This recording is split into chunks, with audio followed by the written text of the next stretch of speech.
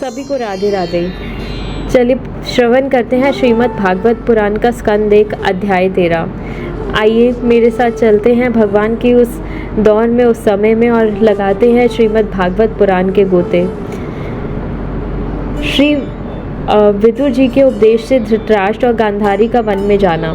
सूत जी कहते हैं, यहाँ पे मैंने आपको जैसा बताया था, सूत जी शौनक आदि ऋषियों को बता रहे हैं ये सारा भागवत पुराण। तो सूत जी बता रहे हैं, सूत जी कहते हैं, विदुर जी तीर्थ यात्रा में महर्षि मैत्रेय से आत्मा का ज्ञान प्राप्त करके हस्तिनापुर लौट आए। उन्हें जो कुछ जानने की इच्छा थी वह पूर्ण हो गई थी। विदुर जी ने मैत्रेय ऋषि से जितने प्रश्न किए थे उनका उत्तर सुनने से पहले ही श्री कृष्ण में अनन्य भक्ति हो जाने के कारण वे उत्तर सुनने से उपराम हो गए। शौनक जी अपने चाचा विदुर जी को आया देख धर्मराज युधिष्ठिर, उनके चारों भाई धृतराष्ट्र, युयुत्सु, संजय, कृपाचार्य, कुंती, गांधारी, द्रौपदी, सुभद्रा, उत्तरा, कृपि तथा पांडव परिवार के अन्य सभी नर नारी और अपने पुत्रों सहित दूसरी स्त्रियां सब के सब बड़ी प्रसन्नता से मानो मृत शरीर में प्राण आ गया हो ऐसा अनुभव करते हुए उनकी अगवानी के लिए सामने आए। यथा योग्य आलिंगन और प्रमाण आदि के द्वारा सब उनसे मिले और विरह जनित उत्कंठा से कातर होकर सबने प्रेम के आंसू बहाए। युधिष्ठिर ने आसन पर बैठाकर उनका यथोचित सत्कार किया। जब वे भोजन एवं विश्राम करके सुखपूर्वक आसन पर बैठे थे तब युधिष्ठिर ने विनय से झुककर सबके सामने ही उनसे कहा। युधिष्ठिर ने कहा, चाचा जी, जैसे पक्षी अपने अंडों को पंखों की छाया के नीचे रखकर उन्हें सेते और बढ़ाते हैं, वैसे ही आपने अत्यंत वात्सल्य से अपने कर कमलों की छत्र छाया में हम लोगों को पाला पोसा है। बार बार आपने हमें और हमारी माता को विषदान और लाक्षागृह के दाह आदि विपत्तियों से बचाया है। क्या आप कभी हम लोगों की याद भी करते हैं? क्या आप कभी हम लोगों की भी याद करते रहे हैं? आपने पृथ्वी पर विचरण करते समय किस वृत्ति से जीवन निर्वाह किया? आपने पृथ्वी तल पर किन किन तीर्थों और मुख्य क्षेत्रों का सेवन किया? प्रभु, आप जैसे भगवान के प्यारे भक्त स्वयं ही तीर्थ स्वरूप होते हैं। आप लोग अपने हृदय में विराजमान भगवान के द्वारा तीर्थों को भी महातीर्थ बनाते हुए विचरण करते हैं। चाचा जी, आप तीर्थ यात्रा करते हुए द्वारका भी अवश्य गए होंगे। वहाँ हमारे सुहृद एवं भाई बंधु यादव लोग, जिनके एकमात्र आराध्य देव श्री कृष्ण हैं, अपनी नगरी में सुख से तो है ना? आपने यदि जाकर देखा नहीं होगा तो सुना तो अवश्य ही होगा।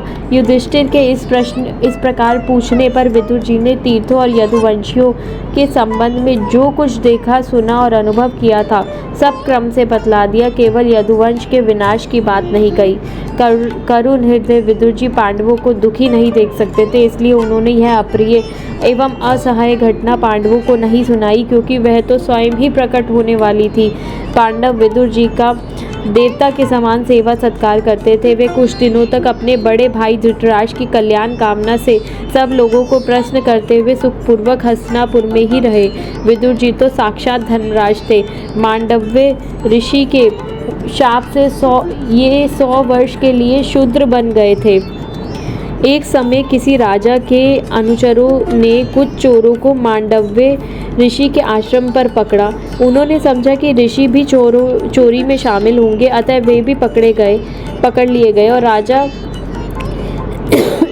राजाज्ञा से सबके साथ उनको भी सूली पर चढ़ा दिया गया। राजा को यह पता लगते ही कि ये महात्मा है, ऋषि को सूली से उतरवा दिया और हाथ जोड़कर उनसे अपना अपराध क्षमा कराया। मांडव्य जी ने यमराज के पास जाकर पूछा, मुझे किस पाप के फलस्वरूप यह दंड मिला? यमराज ने बताया कि आपने लड़कपन में एक टिड्डी को कुश की नोक से छेद दिया था, इसलिए ऐसा हुआ।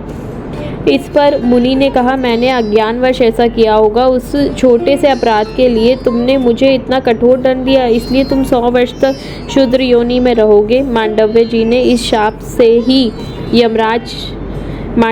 मांडव्य जी के इस शाप से ही यमराज ने विदुर के रूप में अवतार लिया था। इतने दिनों तक यमराज के पद पर अर्यमा थे और वहीं पापियों को उचित दंड देते थे। राज्य प्राप्त हो जाने पर अपने लोकपालों सरीखे भाइयों के साथ राजा युधिष्ठिर वंशधर परीक्षित को देखकर अपनी अतुल संपत्ति से आनंदित रहने लगे।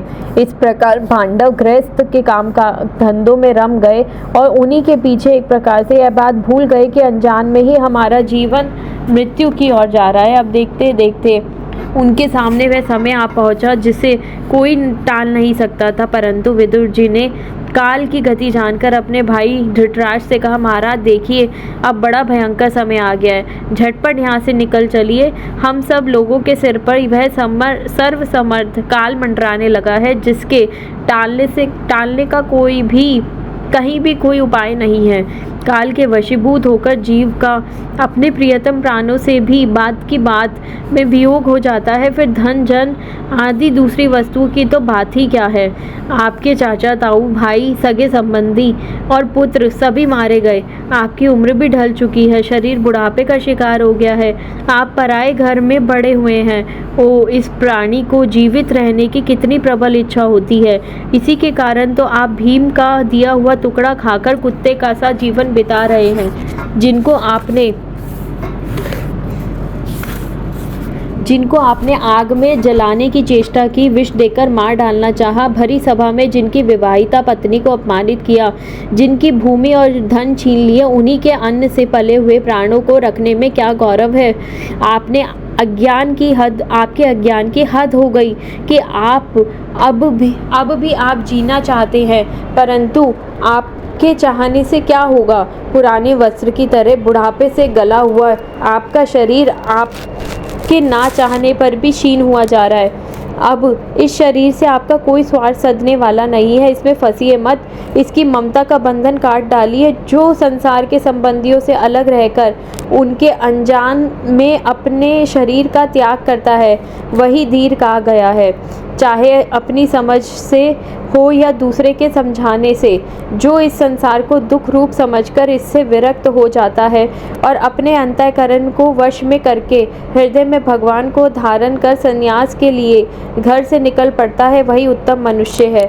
इसके आगे जो समय आने वाला है वह प्रायः मनुष्यों के गुणों को घटाने वाला होगा, इसलिए आप अपने कुटुंबियों से छिपकर उत्तराखंड में चले जाइए। जब छोटे भाई विदुर ने अंधे राजा धृतराष्ट्र को इस प्रकार समझाया तब उनकी प्रज्ञा के नेत्र खुल गए। वे भाई बंधुओं के सुदृढ़ स्नेह पाशों को काटकर अपने छोटे भाई विदुर के दिखलाए हुए मार्ग से निकल पड़े। जब परम पतिव्रता सुबल नंदिनी गांधारी ने देखा कि मेरे पतिदेव तो उस हिमालय की यात्रा कर रहे हैं जो सन्यासियों को वैसा ही सुख देता है जैसा वीर पुरुषों को लड़ाई के मैदान में अपने शत्रु के द्वारा किए हुए न्यायोचित प्रहार से होता है, तब वे भी उनके पीछे पीछे चल पड़ी। अजात शत्रु युधिष्ठिर ने प्रातःकाल संध्या वंदन तथा अग्निहोत्र करके ब्राह्मणों को नमस्कार किया और उन्हें तिल, गौ, भूमि और सुवर्ण का दान दिया। इसके बाद जब वे गुरुजनों की चरण वंदना के लिए राजमहल में गए तब उन्हें धृतराष्ट्र, विदुर तथा गांधारी के दर्शन नहीं हुए।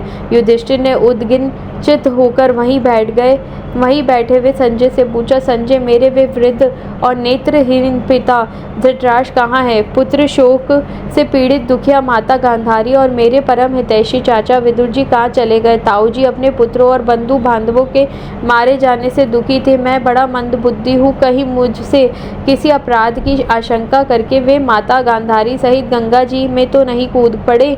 जब हमारे पिता पांडु की मृत्यु हो गई थी और हम लोग नन्हे नन्हे बच्चे थे, तब इन्हीं दोनों चाचाओं ने बड़े बड़े दुखों से हमें बचाया था।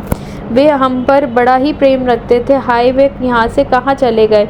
सूत जी कहते हैं, संजय अपने स्वामी धृतराष्ट्र को ना पाकर कृपा और स्नेह की विकलता से अत्यंत पीड़ित और विरहातुर हो रहे थे। वे युधिष्ठिर को उत्तर ना दे सके। फिर धीरे धीरे बुद्धि के द्वारा उन्होंने अपने चित्त को स्थिर किया। हाथों से आंखों के आंसू पहुँचे और अपने स्वामी धृतराष्ट्र के चरणों का स्मरण करते हुए युधिष्ठिर से कहा, संजय बोले, कुलनंदन, मुझे आपके दोनों चाचा और गांधारी के संकल्प का कुछ भी पता नहीं है। महाभावों, मुझे तो उन महात्माओं ने ठग लिया। संजय इस प्रकार कह ही रहे थे कि तुम्बरु के साथ देवर्षि नारद वहाँ पहुँचे। महाराज युधिष्ठिर ने भाइयों सहित उठकर उन्हें प्रणाम किया और उनका सम्मान करते हुए बोले। युधिष्ठिर ने कहा, भगवान, मुझे अपने दोनों चाचाओं का पता नहीं लग रहा है। ना जाने वे दोनों और पुत्र शोक के व्याकुल तपस्विनी माता गांधारी यहाँ से कहाँ चले गए। भगवान, अपार समुद्र में कर्णधार के समान आप ही हमारे पारदर्शक हैं। तब भगवान के परम भक्त भगवनमय देवर्षि नारद ने कहा, धर्मराज, तुम किसी के लिए शोक मत करो, क्योंकि यह सारा जगत ईश्वर के वश में है। सारे लोक और लोकपाल विवश होकर ईश्वर की आज्ञा का पालन कर रहे हैं। वही एक प्राणी को दूसरे से मिलाता है और वही उन्हें अलग करता है। जैसे बैल बड़ी रस्सी में बंधे और छोटी रस्सी से नथे रहकर अपने स्वामी का भार ढोते हैं, उसी प्रकार मनुष्य की वर्णाश्रम आदि अनेक प्रकार के नामों से वेद रूप रस्सी में बंधकर ईश्वर की ही आज्ञा का अनुसरण करते हैं। जैसे संसार में खिलाड़ी की इच्छा से ही खिलौनों का संयोग और वियोग होता है, वैसे ही भगवान की इच्छा से ही मनुष्यों का मिलना बिछड़ना होता है। तुम लोगों को जीवन रूप से नित्य मानो या देह रूप से अनित्य, अथवा जड़ रूप से अनित्य और चेतन रूप से नित्य, अथवा शुद्ध ब्रह्म रूप से नित्य अनित्य कुछ भी ना मानो। किसी भी अवस्था में मोहजन्य आसक्ति के अतिरिक्त वे शोक करने योग्य नहीं है। इसलिए धर्मराज, वे दीन दुखी चाचा चाची असहाय अवस्था में मेरे बिना कैसे रहेंगे। इस अज्ञान जने मन की विकलता को छोड़ दो। यह पांच भौतिक शरीर काल, कर्म और गुणों के वश में है। अजगर के मुंह में पड़े हुए पुरुष के समान यह पराधीन शरीर दूसरों की रक्षा ही क्या कर सकता है। हाथ वालों के बिना हाथ वाले, चार पैर वालों पशुओं के बिना बिना पैर वाले तृणादि और उनमें भी बड़े जीवों के छोटे जीव आहार है। इस प्रकार एक जीव दूसरे जीव के जीवन का कारण हो रहा है। इस समस्त रूपों में जीवों के बाहर और भीतर वही एक स्वयं प्रकाश भगवान, जो संपूर्ण आत्माओं के आत्मा है, माया के द्वारा अनेकों प्रकार से प्रकट हो रहे हैं। तुम केवल उन्हीं को देखो। महाराज, समस्त प्राणियों को जीवन दान देने वाले वे ही भगवान इस समय इस पृथ्वी तल पर देवद्रोहियों का नाश करने के लिए काल रूप से अवतीर्ण हुए हैं। अब वे देवताओं का कार्य पूरा कर चुके हैं। थोड़ा सा काम और शेष है, उसी के लिए वे रुके हुए हैं। जब तक वे प्रभु यहाँ हैं, तब तक तुम लोग भी अब उनकी प्रतीक्षा करते रहो। धर्मराज, हिमालय के दक्षिण भाग में जहाँ सप्त ऋषियों की प्रसन्नता के लिए गंगा जी ने अलग अलग 7 धाराओं के रूप में अपने को 7 भागों में विभक्त कर दिया है, जिसे सप्त स्रोत्र कहते हैं, वही ऋषियों के आश्रम पर धृतराष्ट्र अपनी पत्नी गांधारी और विदुर के साथ गए हैं। वहाँ वे त्रिकाल स्नान और विधि पूर्वक अग्निहोत्र करते हैं। अब उनके चित्त में किसी प्रकार की कामना नहीं है। वे केवल जल पीकर शांत चित्त से निवास करते हैं। आसन जीतकर प्राणों को वश में करके उन्होंने अपनी 6 इंद्रियों को विषयों में लौटा लिया है। भगवान की धारणा से उनके तमोगुण, रजोगुण और सत्वगुण मल नष्ट हो चुके हैं। उन्होंने अहंकार को बुद्धि के साथ जोड़कर और उसे क्षेत्रज्ञ आत्मा में लीन करके उसे भी महाकाश में घटाकाश के समान सर्वाधिष्ठान ब्रह्म में एक कर दिया है। उन्होंने अपनी समस्त इंद्रियों और मन को रोककर समस्त विषयों को बाहर से ही लौटा दिया है और माया के गुणों से होने वाले परिणामों को सर्वथा मिटा दिया है। समस्त कर्मों का संन्यास करके वे इस समय ठूंठ की तरह स्थिर होकर बैठे हुए हैं। अतः तुम उनके मार्ग में विघ्न रूप मत बनना। धर्मराज, आज से 5वें दिन वे अपने शरीर का परित्याग कर देंगे और वह जलकर भस्म हो जाएगा। गार्हपत्यादि अग्नियों के द्वारा पर्णकुटी के साथ अपने पति के मृतदेह को जलते हुए देखकर बाहर खड़ी हुई साध्वी गांधारी भी पति का अनुगमन करती हुई इसी आग में प्रवेश कर जाएंगी। धर्मराज, विदुर जी अपने भाई का आश्चर्यमय मोक्ष देखकर हर्षित और योग देखकर दुखित होते हुए वहां से तीर्थ सेवन के लिए चले जाएंगे। देवर्षि नारद यूँ कहकर तुम्बरु के साथ स्वर्ग को चले गए। धर्मराज युधिष्ठिर उनके उपदेशों को हृदय में धारण करके शोक को त्याग दिया। देवर्षि नारद जी त्रिकालदर्शी है। वे धृतराष्ट्र के भविष्य जीवन को वर्तमान की भांति प्रत्यक्ष देखते हुए उसी रूप में वर्णन कर रहे हैं। धृतराष्ट्र पिछली रात को ही हस्तिनापुर गए हैं, अतः यह वर्णन भविष्य का ही समझना चाहिए। राधे राधे।